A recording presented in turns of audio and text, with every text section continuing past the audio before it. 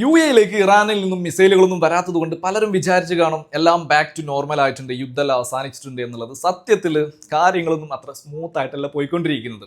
ഇറാനും അമേരിക്കയും തമ്മിൽ അംഗീകരിച്ചിട്ടുണ്ടായിരുന്ന സീസ് ഫയറിന്റെ ഭാഗമായിട്ടാണ് മിസൈലുകളൊന്നും വരാത്തത്. ബട്ട് സ്റ്റിൽ ഇപ്പോഴും സ്ട്രേറ്റ് ഓഫ് ഹോർമോസിൽ പ്രശ്നങ്ങൾ നടന്നുകൊണ്ടിരിക്കുകയാണ്.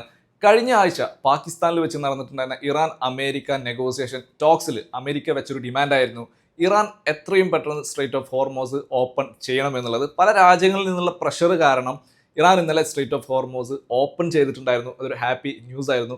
പക്ഷേ ഇന്ന് വീണ്ടും Iran straight of Hormuz close ചെയ്തിട്ടുണ്ട്. അതിൻ്റെ ഒരു കാരണം എന്ന് പറയുന്നത് അമേരിക്ക ഇപ്പോഴും സ്ട്രേറ്റ് ഓഫ് ഹോർമോസിൽ ഉപരോധം തീർത്തുകൊണ്ടിരിക്കുകയാണ്. ഇന്ന് 2 കപ്പലുകൾക്ക് നേരെ ഫയറിങ് നടന്നിട്ടുണ്ട്.